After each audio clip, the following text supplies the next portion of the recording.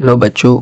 आज हम लोग chapter 3 rural life and society के क्वेश्चन आंसर को करेंगे, जो पिछले क्लासों में हम लोग छोड़ दिए थे, है ना। सबसे पहले हम लोग शॉर्ट क्वेश्चन आंसर को करने वाले हैं, उसके बाद धीरे धीरे लॉन्ग को भी करेंगे, ठीक है।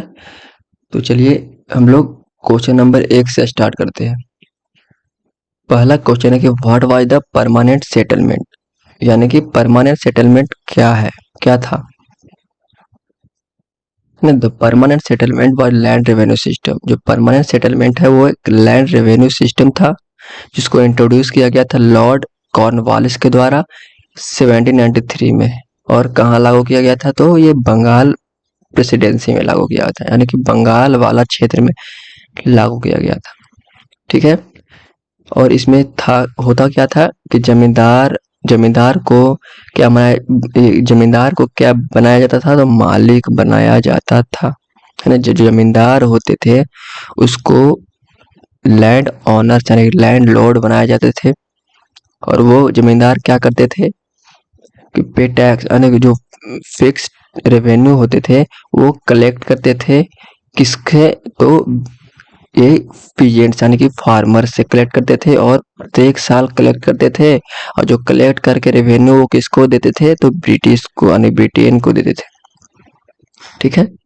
चलिए दूसरा क्वेश्चन है कि एक्सप्लेन द रैयतवाड़ी सिस्टम, यानी कि रैयतवाड़ी व्यवस्था क्या था, है ना। हम लोग जानते हैं कि रैयतवाड़ी सिस्टम जो था वो भी एक प्रकार का लैंड रेवेन्यू ही था, यानी कि राजस्व भू राजस्व प्रणाली ही था, लैंड रेवेन्यू सिस्टम भी था, जिसको इंट्रोड्यूस ब्रिटिश के द्वारा ही किया गया था, है ना। कहाँ किया गया था, तो mainly in Madras and Bombay presidency, यानी कि मद्रास और बॉम्बे प्रेसिडेंसी में इसको यानी रैयतवाड़ी सिस्टम को लागू किया गया था। हम लोग यहाँ पे एक बात समझते हैं, रैयत रैयत मतलब होता क्या है, रैयत मतलब होता है फार्मर। क्या होता है, फार्मर, है ना। इसको introduce Ryotwari system introduce by Thomas Munro. जो रैयतवाड़ी सिस्टम है वो थॉमस मुनरो के द्वारा इंट्रोड्यूस किया गया था इन 1820 यानी कि 1820 में। इसमें होता क्या था, जो फार्मर थे यानी कि जो किसान थे वो डायरेक्टली टैक्स पे करते थे, किसको, तो ब्रिटिश को, समझ गए। अगला क्वेश्चन है 3, है ना, कि महालवाड़ी सिस्टम को एक्सप्लेन करना है। महालवाड़ी सिस्टम था क्या। हम लोग महाल मतलब होता है इंटायर विलेज, यानी महाल मतलब होता है विलेज, यानी एक गांव, पूरा का पूरा गांव।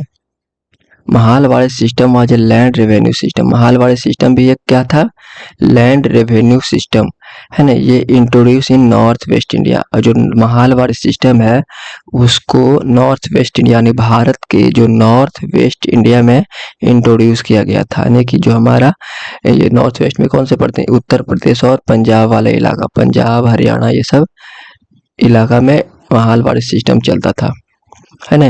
This system introduce by Holt Mackenzie in 1822। जो महालवाड़ी सिस्टम है वो हॉल्ट मैकेजी के द्वारा लागू किया गया था, कब, तो 1822 में, यानी 1822 ईस्वी में, ठीक है। इसमें होता क्या था कि this system entire village paid tax to the British, यानी कि इसमें जो टैक्स पे करेगा ब्रिटिश को वो पूरा का पूरा एक गांव मिलकर करेगा, पूरा का पूरा गांव क्या करेगा, वो टैक्स पे करेगा, किसको, ब्रिटिश को, ठीक है। चलिए अगला है कि what what were the role of zamindar in British India, यानी कि जो जमींदार का क्या क्या रोल था ब्रिटिश भारत में, ठीक है। तो ब्रिटिश जब हम जानते हैं कि जो जमींदार हैं उसको बहुत सारा रोल दिया गया था ब्रिटिश के द्वारा। क्या क्या, तो पहला तो ये जो किसान से है, किसान से क्या करेगा, जो लैंड यानी कि टैक्स, जो क्या रेवेन्यू, लैंड रेवेन्यू वो कलेक्ट करने का काम दिया गया था। दूसरा और काम, जो ब्रिटिश और फार्मर के बीच में इंटरमीडिएटर यानी कि मध्यस्थता का काम करता है, वो ये जमींदार को। अगला है जो लैंड रेवेन्यू कलेक्ट करेगा उसका कुछ भाग अपने पास रखेगा, कुछ भाग ब्रिटिश, यानी बाकी जो बचा भाग ब्रिटिश को देता था, यानी कौन, इसमें बोला गया keep part of the revenue and give to the British, है ना। अगला क्वेश्चन है 5, mention the effect of the revenue system introduce by the British. है ना। इसमें बोला गया कि जो ब्रिटिश के द्वारा जो रेवेन्यू सिस्टम को इंट्रोड्यूस किया गया था, उसका क्या-क्या प्रभाव पड़ा था, ठीक है। सबसे पहले क्या-क्या प्रभाव पड़ा था, तो हम लोग जानते हैं कि पहला बहुत सारा प्रभाव पड़ा था। पहला कि फार्मर पे बहुत ज़्यादा टैक्स यानी जो बहुत ज़्यादा बर्डन आ गया था, है ना। बहुत ज़्यादा टैक्स, क्योंकि टैक्स बहुत ज़्यादा लगता था, इसी कारण बहुत ज़्यादा बर्डन आ गया था, ठीक है। अगला क्या है, और देखो अगला है कि जब जब क्या होने लगा था कि frequent family due to high tax. अब देखो होने क्या लगा था, जब हाई टैक्स यानी कि जब ज़्यादा से ज़्यादा टैक्स लेने लगा था, तो बार-बार अकाल आना शुरू कर दिया, है ना? बार-बार अकाल पड़ना शुरू हो गया था। और क्या हुआ था तीसरा, loss of land by peasant. और जो हमारे गरीब किसान थे, वो अपना जब अकाल पड़ेगा तो क्या होगा, अनाज तो उपजेगा नहीं। जब अनाज उपजेगा नहीं तो टैक्स कहाँ से पे करेगा, टैक्स तो पे कर नहीं पाएगा। जिसके कारण होता क्या था, वो जो अपना लैंड यानी कि जो जमीन है, वो अपना क्या करते थे, जमीन गिरवी रख देते थे टैक्स को पे करने के लिए। और उसके बाद टैक्स पे नहीं कर पाते थे तो वो जमीन साहूकार क्या करते थे, ले लेते थे, हड़प लेते थे, ठीक है। और जिसके कारण जो गरीब के जो पीजेंट है यानी कि किसान जो है, वो धीरे धीरे क्या होने लगे थे, गरीब होने लगे थे, ठीक है। अगला क्वेश्चन नंबर 6 बोला गया कि what was the Mahalwari system introduced. यानी कि where was the Mahalwari system introduce. जो महालवाड़ी सिस्टम था वो कहाँ इंट्रोड्यूस किया गया था, ठीक है। यानी वेयर कहाँ इंट्रोड्यूस किया गया था, ठीक है। तो हम लोग ऊपर पढ़ चुके हैं कि जो महालवाड़ी सिस्टम है वो भारत के नॉर्थ वेस्ट इंडिया में लागू किया गया था, जैसे पंजाब, उत्तर प्रदेश, हरियाणा, ये सब वाला इलाका में, ठीक है। Long question, right detail account on the effect of the British revenue system. है ना, ब्रिटिश रेवेन्यू सिस्टम का क्या क्या प्रभाव पड़ा था। ब्रिटिश के द्वारा दो बंदोबस्त लाया गया था, दो सिस्टम, तीन प्रकार का सिस्टम लाया गया था। पहला था स्थायी बंद, दूसरा था रैयतवाड़ी सिस्टम, महालवाड़ी सिस्टम। तो स्थायी बंदोबस्त और रैयत सिस्टम दोनों क्या करने लगा, ब्रिटिश राजस्व प्रणाली में भारतीय तरह से प्रभावित किया। यानी कि जो परमानेंट सेटलमेंट है और रैयतवाड़ी सिस्टम है, भारतीय किसान को बुरी तरह से इम्पैक्ट किया, ठीक है। कैसे इम्पैक्ट किया, तो हाई टैक्स के कारण मेडिकल क्रॉप सक्सेस, यानी कि जो क्रॉप सक्सेस हुआ या ना हुआ, उससे ब्रिटिश को कोई मतलब नहीं था। उसको सिर्फ टैक्स, हैवी टैक्स, जिसके कारण क्या होने लगा, गरीबी बढ़ने लगा। जिसके कारण गरीबी बढ़ने लगा, लैंड लॉस यानी कि भूमि भूमि क्या होने लगे, भूमि खोने लगे गरीब, और कर्ज में डूबने लगे, ठीक है। जिसमें कर्ज में डूबने लगे। और क्या होने लगा, और देखो होने लगा क्या, agriculture replace food crops with cash crops. यानी जो जो खाद्यान्न फसल है वो नकदी फसल में परिवर्तन होने लगा, यानी रिप्लेस होने लगा, ठीक है। जिससे ब्रिटिश जो और जिससे क्या होने लगा, ब्रिटिश को फ़ायदे के लिए, अपने फ़ायदे के लिए जो फूड क्रॉप्स है वो सीधे सीधे कैश क्रॉप्स में परिवर्तन यानी कि रिप्लेस करना शुरू करवा दिए। जिसके कारण आगे हम लोग पढ़ेंगे, तो नील का जो इंडिगो रिबेलियन हुआ था, इसी के कारण हुआ था, ठीक है। अगला है जमींदार एक्सप्लॉइट टेनेट्स और ट्राइबल कम्युनिटीज लॉस दे। जो आदिवासी समुदाय हैं, है ना, वो अपना क्या करने लगे, उनका ये उनका जो लैंड है वो अपना खोने लगे। और जब लैंड खो देंगे तो इकोनॉमिक हार्डशिप यानी कि क्या ये हार्डशिप आ जाएगा, और डिक्लाइन इन एग्रीकल्चर हो जाएगा। यानी कि डिक्लाइन इन एग्रीकल्चर यानी कि जो कृषि में उसका क्या होने लगा, ह्रास होने लगा, यानी कि कृषि क्या होने लगे, धीरे धीरे खत्म होने लगे। और सोशल इनइक्वालिटी की समस्या उत्पन्न होने लगी, यानी सामाजिक असमानता का उत्पन्न होने लगा, ठीक है। और benefiting British interest in damaging India rulers. और ब्रिटिश क्या करने लगा, वो सीधा सीधा ये इम्पैक्ट करने लगा, डैमेज करने लगा किसको, तो इंडियन का रूरल जो इकोनॉमी है, यानी कि जो भारत का जो ग्रामीण अर्थव्यवस्था है, उसको डैमेज करने लगा।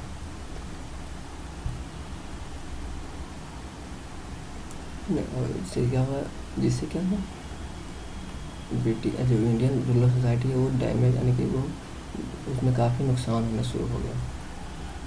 अगला क्वेश्चन है question number 2, right A note on the revenue system under the Mughal, यानी कि मुगल राजस्व प्रणाली में किस प्रकार का रेवेन्यू सिस्टम लागू था, उसके बारे में हम लोग जानते हैं।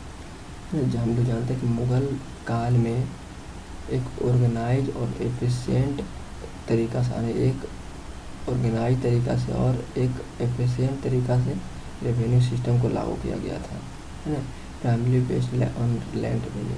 और ये जो लैंड रेवेन्यू मुगल काल में जो लैंड रेवेन्यू सिस्टम है वो लागू अकबर के द्वारा किया गया था, अकबर के द्वारा लागू किया गया था विथ द हेल्प ऑफ राजा टोडरमल, यानी कि अकबर के द्वारा लागू किया था। किसके सहायता से? तो राजा टोडरमल के सहायता से। अगर राजा टोडरमल क्या करते हैं, राजा टोडरमल जो है वो इंट्रोड्यूस करते हैं एक जब्त प्रणाली को, एक जब्त प्रणाली यानी जब्त सिस्टम को इंट्रोड्यूस करते हैं। इसमें होता क्या था कि लैंड यानी कि भूमि का जो मेजर होते थे, भूमि को मापा जाता था और एवरेज प्रोड्यूस यानी कि जितने भूमि को नाप कर और जितना उस भूमि में फसल को उगाया जाता था उसको कैलकुलेट करके टैक्स को इम्पोज किया जाता था, यानी कि टैक्स लगाया जाता था, है ना। Tax were usually paid in cash, जो टैक्स होते थे वो मेजरली इसमें पे होते थे तो कैश में। इससे क्या होता था, मोनेटाइजेशन की समस्या मोनेटाइजेशन को बढ़ावा यानी मुद्रीकरण को बढ़ावा मिलता था। The empire was divided into subah and pargana, यानी मुगल काल जो था, मुगल जो एम्पायर था वो दो भाग में बटा हुआ था, सूबा और परगना। और एडमिनिस्ट्रेशन यानी कि जो एडमिनिस्ट्रेशन को चलाने के लिए दो भाग में बांटे थे, सूबा और परगना के भाग में बांट दिए थे ताकि टैक्स को कलेक्ट करने में आसानी हो और एडमिनिस्ट्रेशन को चलाने में भी आसानी हो। This system ensure regular income to the state but was dependent on farmer implementation on local official। और क्या था, इन प्रणाली में होता क्या था कि पारंपरिक कृषि जो है यानी कि जो क्या था, this system is for regular income, यानी कि जो रेगुलर इनकम यानी कि रेगुलर इनकम में क्या हुआ,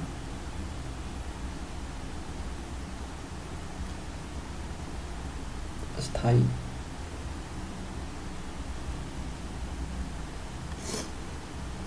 रेगुलर इनकम का सोर्स आ गया। और फिर इम्प्लीमेशन ऑफ लोकल ऑफिसर, यानी कि वो एक अच्छा तरीके से इम्प्लीमेशन किया गया भाई, किसके द्वारा, लोकल ऑफिसर के द्वारा, यानी कि स्थानीय अधिकारियों के द्वारा। ठीक है, इसको बता देते हैं, आप लोग लिख लीजिएगा। अगला है right A note on the revenue under the British, revenue system जो था ब्रिटिश के द्वारा उस पर एक नोट लिखना है। हम लोग पहले ही जान चुके हैं 3 प्रकार का राजस्व प्रणाली था, परमानेंट सेटलमेंट, रैयतवाड़ी और Mahalwari system. This focus maximum revenue for the British, ये प्रणाली करती क्या थी, अंग्रेजों के लिए राजस्व को अधिकतम करने पर केंद्रित, यानी कि जो सब ज़्यादा से ज़्यादा लैंड रेवेन्यू को कलेक्ट करना इनका लक्ष्य था। Revenue for the British offering ignoring of welfare on farmer, land taxes were high and fix, वो बहुत ज़्यादा और एक फिक्स्ड अमाउंट में। Causing hardship during dot of cross failure, उसको कोई परवाह नहीं था, तुम्हारा जो क्रॉस फेलियर है उसका कोई परवाह किए बिना। Mainly peasant fail in depth और लॉस्ट लैंड, जो बहुत सारे किसान होते क्या थे जिसके कारण कर्ज में डूब जाते थे और अपने ज़मीन को खो देते थे। This system disrupted traditional agriculture and led to the rural poverty and exploitation benefiting landlord and the colonial administration, जिससे ज़मींदार और जो कॉलोनियल एडमिनिस्ट्रेशन है उसको बहुत ज़्यादा से ज़्यादा क्या होने लगा, फ़ायदा आने, बेनिफिट होने लगा, बहुत ज़्यादा फ़ायदा होने लगा। अगला क्वेश्चन, अंतिम क्वेश्चन है कि एक्सप्लेन द इंडिगो रिबेलियन, नील का विद्रोह क्या था इसको एक्सप्लेन करना है। ठीक है, हम लोग जानते हैं जो इंडिगो रिबेलियन हुआ था कब हुआ था, 1859 to 1860 में, है ना। जो 1859 और 60 में जो नील का विद्रोह कहाँ हुआ था, तो बंगाल प्रेसिडेंसी में, किसके खिलाफ, अगेंस्ट ब्रिटिश इंडिगो प्लांटर्स के खिलाफ, यानी कि जो ब्रिटिश जो जो ये क्या थे, जो नील के बागान के मालिक हुआ करते थे, यानी कि ब्रिटिश इंडिगो प्लांटर्स जो हुआ करते थे वो किए थे। इसमें हुआ क्या था, किसानों को, इसमें किसान क्या कर रहे थे कि धोखाधड़ी करने लगे थे, है ना। किससे, तो farmer were forced to grow, farmer को ज़बरदस्ती इंडिगो यानी कि जो नील था वो ज़बरदस्ती ग्रो करने के लिए बोलते थे, है ना। ऑपरेसिव कंडीशन, कोई भी कंडीशन में, हर हाल में, है ना, ज़बरदस्ती खेती करने पे मजबूर करते थे, ठीक है। दे रिसीव्ड लो पेमेंट, और क्या करते थे, और जो किसान जो इंडिगो की खेती करते थे उसको बहुत कम से कम वेतन दिया जाता था, और हरास ट्रीटमेंट, उसके साथ अभद्र व्यवहार भी किया जाता था, हरास ट्रीटमेंट किया जाता था उसके साथ, मतलब बहुत तरह का शोषण किया जाता था। When the peasant refuse to grow indigo, और जब जब हुआ क्या था, जब उनके साथ कठोर से कठोर व्यवहार करने लगा तो नील के किसान जो थे वो खेती करने से क्या करने लगे, इनकार करने लगे, है ना। उसके बाद क्या करने लगे, खेती करने से इनकार करने लगे। जब इनकार करने लगे तो बागान के मालिकों ने उनके साथ क्या करने लगा, बागान के मालिकों ने उनके साथ अभद्रता करने लगा, उनके साथ ये करने लगा, ये उनके साथ क्या करें, हिंसा करने लगा, है ना। उनके साथ हिंसा करना शुरू कर दिया। लेकिन किसानों ने क्या किया, वो एकजुट हो गए, है ना। एकजुट होकर क्या करने लगे, किसानों ने कलेक्टिवली एकजुट हो गए और मूवमेंट, एक अपना आंदोलन खड़ा कर दिया, है ना। एक क्या करने लगे, आंदोलन खड़ा कर दिए, और आंदोलन खड़ा कर दिए तो इस आंदोलन को किसका सहायता मिला, इस आंदोलन को जो थे लोकल जमींदार का सहायता मिला, और मीडिया का सहायता, प्रेस का सहायता मिला, और ये धीरे धीरे ये आंदोलन बहुत बड़ा होने लगा। The British government later appoint a commission, जिसके बाद ब्रिटिश क्या करने लगे, एक गवर्नमेंट लेटर अपॉइंट किए, एक कमीशन को ये अपॉइंट किया, है ना। एक कमीशन को क्या किया, बाद में ब्रिटिश क्या करने लगे, ब्रिटिश सरकार ने एक आयोग नियुक्त किया, एक कमीशन को नियुक्त किया गया जिसमें किसानों की शिकायत को स्वीकार किया। जो किसान होते थे, जिनकी समस्या, किसान की जो समस्या है उसको निवारण करने के लिए कमीशन को अपॉइंट किया गया था, है ना। और नील की खेती में क्या होने लगा, धीरे धीरे डिक्लाइन होने लगा, यानी कि जो डिक्लाइन ऑफ इंडिगो कल्टीवेशन, उसके बाद इंडिगो की खेती में, इंडिगो कल्टीवेशन में डिक्लाइन यानी ह्रास शुरू हो गया, यानी कि गिरावट शुरू हो गया, ठीक है। चलिए ये वाला चैप्टर क्लियर हो गया आपका, है ना। अगर आप लोग वीडियो देख रहे हैं तो सब्सक्राइब कर दीजिएगा, और बगल में बेल आइकन घंटी आएगा उसको दबा दीजिएगा। धन्यवाद आपका, बहुत बहुत शुक्रिया।